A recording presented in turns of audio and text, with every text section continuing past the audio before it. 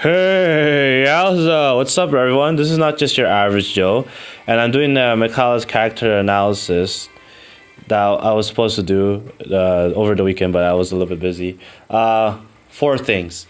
First thing, I apologize for the quality of my videos so far, the recent ones that were uploaded. That Movie Maker is just not. It's like when I try to put images or captions to make my videos more lively, it ruins the quality. So, like, I don't know, what's the best course of action? Should I just still put the captions and let the gameplay be a little bit less like a lower quality, or should I just leave it as is? Like, I'm not sure. Let me know. I really don't know any solutions. Second thing is kind of like the first thing. Because I can't do that, I'm gonna all the numbers that I use in terms of base stats and stuff, I'll link the website I use in the description down below, just so you can see it, because I think seeing numbers is better than hearing numbers. Third, I filmed this video. Well, I filmed a previous video of this before I made my Minerva video, but I realized that I did something. I made a big boo-boo, so I'm redoing the video. So I'm trying to make this seem like I made this before the Minerva one, but just so you know, I made it after, because I have a little thing in the end. Yeah. Anyways, and lastly, I was trying to look at the IVs of the Grand Hero Battle units, and it occurred to me that they don't have IVs, in the sense that they all have the same base stats, and I think everyone who has Ursula or Michalis, they all have the same stats at max level, because the IVs are the same. It's just a thought that occurred to me, because it seems like they all have the same base stats and stuff. So yeah. So that's everything. With that out of the way, I'm gonna start with the character analysis.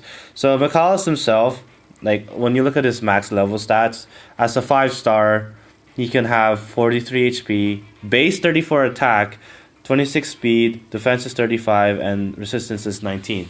So that why I stress the base attack stat is that's without Haute Claire as a 5-star. So if you add that 34 plus 16, that's 50. That's a very good attack stat. So I think the closest unit that I can think of off the top of my head that I can compare him to is Effie. Now, he's a little bit stronger, because Effie doesn't. I'm using a Brave Lance as opposed to the Silver Lance, but I think the Silver Lance, her attack would be a little bit higher. Well, actually, it would be a lot higher. What am I saying? Anyways, Effie has more HP, less speed, less defense, a little bit more resistance. And the reason why Michalis is kind of like her is because he's just kind of like a mobile Effie, but without the same skills and the same prowess.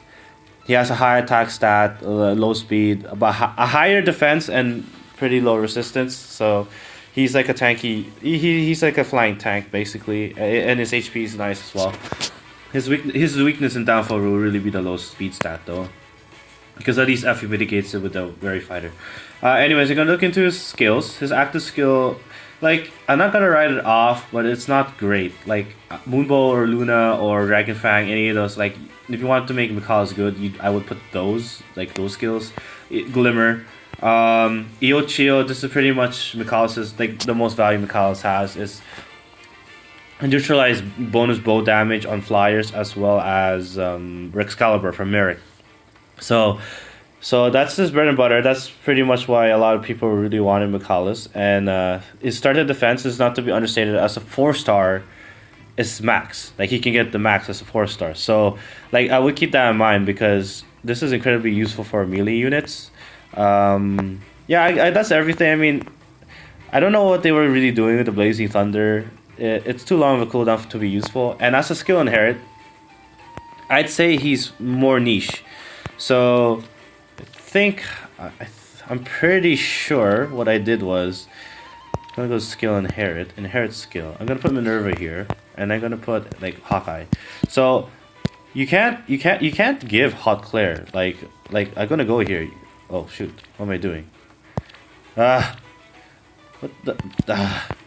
Okay, it's not gonna. Hawkeye, fine. So you can't give Haute Claire to Hawkeye. So I think it's just a Minerva only kind of, like, it's gonna same with Chrom, like, even if he has the Falchion, he can't inherit into a Lucina kind of thing.